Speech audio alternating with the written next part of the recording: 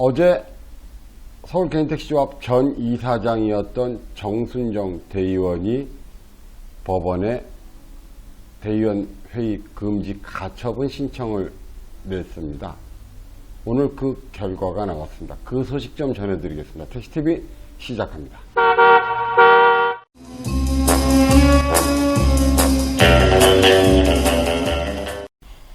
안녕하십니까. 택시TV 신장환입니다.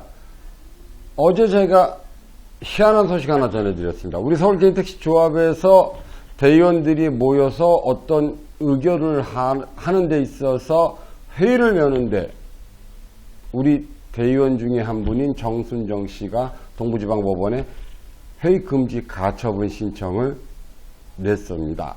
그런데 그 오늘 가처분 신청의 결과가 결정문이 내려왔습니다. 그 부분들 좀 잠시 좀 소개시켜 드리겠습니다. 결정문입니다.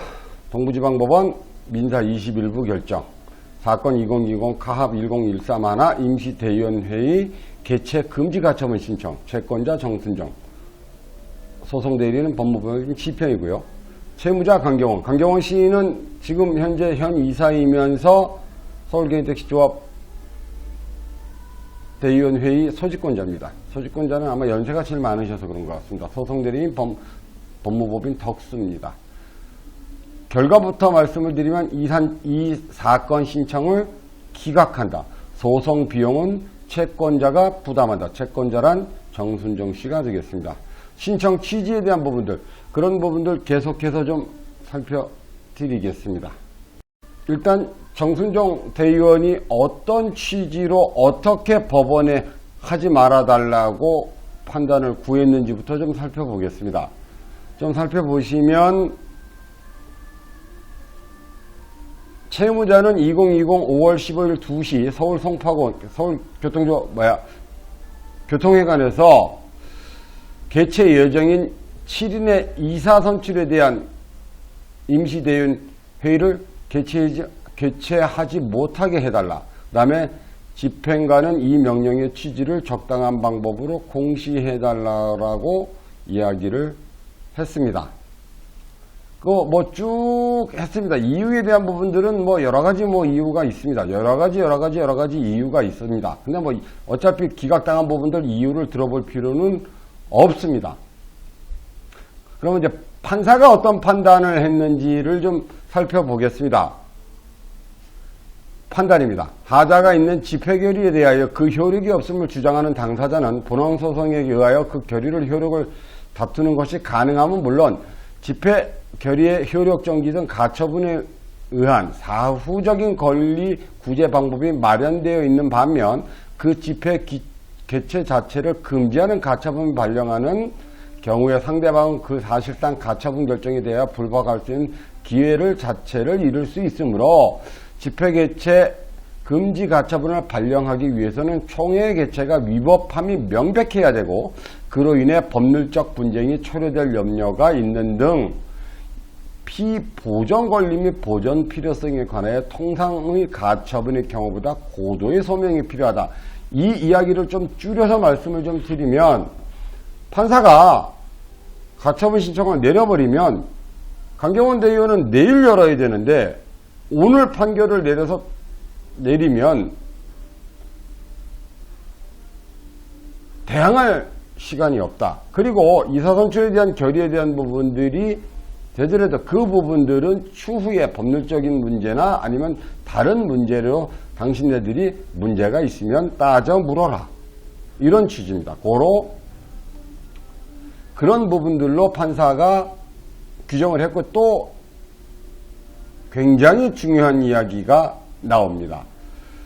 이 사건 임시대의원회의 개최 금지 가처분 신청이 그 피보전 권리 및 보존의 필요성에 고도에 서명된지를 관하여 본다. 이 사건 조합이라는 것은 서울개인택시조합입니다. 개인택시조합의 대의원 관련 규정은 아래와 같다. 조합은 15조 각호에 규정된 사항에 관하여 총회에 가름하는 대의원회의를 둔다라고 이야기를 돼 있고 어떤 얘기가 있느냐 하면 이사, 감사, 선출에 대한 부분들은 대의원 회의에 의결해야 된다. 그러니까 결국은 지금 현재 강경원 대의원이 선출된 7인에 대한 부분들을 의결하는 권리 자체가 원래 대의원회의한테 있다. 그렇기 때문에 할 수 있다. 그리고 두 번째 나옵니다. 정기대의원회는 매년 3월 중에 이사장이 소집하고 임시대의원회의는 이사장 또는 이사에서 필요하다고 인정될 때 이사장이 소집한다. 다만 대의원 천성 후에 당선자로 구성된 최초의 임시대의원회는 당선된 대의원 임기 개시일부터 15일 이내에 개최될 수 있도록 시기를 정하여 신임 이사장이 소집을 하는 데 있어서 대의원 구성의 제적 과반수, 그러니까 지금 우리 현재 90명이니까 45명이 회의 목적 및 소집 이유를 제시하고 임시대의원 소집을 요구할 때에는 이사장은 소집 요구서 접수일로부터 2주일 이내에 이를 소집하여야 된다. 그런데 이사장이 이걸 소집해주지 않으면 대의원 대표가 소집하고 의장의 직무를 수행할 수 있다고 우리 정관에 써 있습니다. 그러면 우리 정순정 대의원, 가처분 신청을 낸 정순정 대의원은 정관을 안 읽어봤든가 아니면 항상 말씀드리듯이 알고도 딴지를 걸었든가 둘 중에 하나입니다. 정관을 안 읽어보고 가처분 신청을 냈다면 큰 문제고요. 알고도 딴지를 걸면 완전 큰 문제입니다. 이리 가나 저리 가나 문제인 듯 싶습니다. 그래서 판사가 기가 막힌 이야기를 해주셨습니다. 이사 선출이 대의원회 의결 및 심의사항으로 되어 있고 채무자가 대의원 총원 감안팀, 채무자는 강경원 대의원입니다. 강경원 대의원이 과반수 49명의 동의를 얻어 이사 7인의 선출 내지 취인을 위한 임시대의원회의를 소집하였는데 직무대행자가 이를 소집하지 않고 있음은 앞에서 본 바와 같다. 따라서 위 정관에 따라 소집을 요구한 강경원 대의원은 대표로서 임시대의원회의를 소집하고 의장의 직무를 수행할 수 있다. 까지 판사가 이야기해 줬습니다. 그래서 결론에 대한 부분들을 보면 따라서 채권자가 이 사건 신청을 구할 피보전 권리에 관한 소명이 부족하다. 한마디로 택도 없는 가처분 신청이었다. 결론!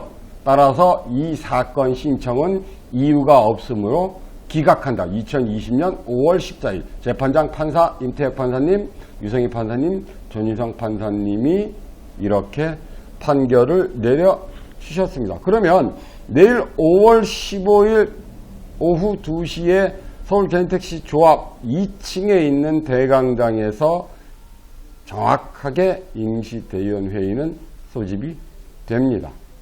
안건은 저번에 뽑았던 이사 7분에 대한 추인의 건, 여기서 이사가 추인되고 의결이 된다면 정식으로 우리 이사분들이 탄생되는 겁니다. 이건 법원의 판단을 한번 더 받고 진행을 한 부분들입니다. 만약에 직무대행이 대의원대회의 의결 사항인 이사 추인에 대한 부분들을 거부한다. 우리 이사장은 이 거부권이 없습니다. 이 대통령도 아니고 거부권 없습니다. 만약에 거부한다면 굉장히 큰 거센 저항과 법률을 지키지 않는 변호사로 비칠 염려가 아주 다분합니다.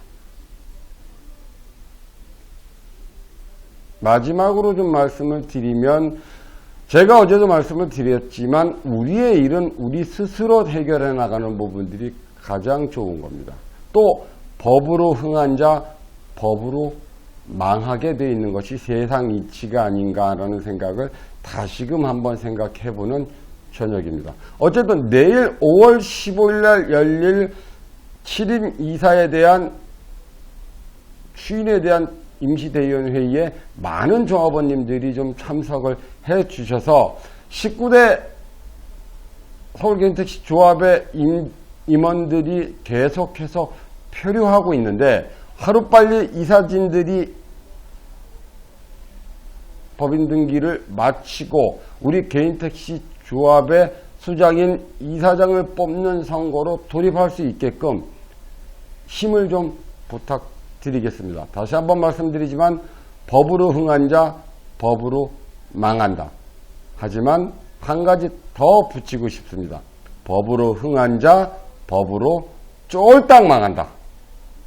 5월 14일 날 동부지방법원 민사 21부에서 내려온 판결을 전해드렸습니다. 여기까지 하겠습니다. 택시TV 진장이었습니다. 감사합니다.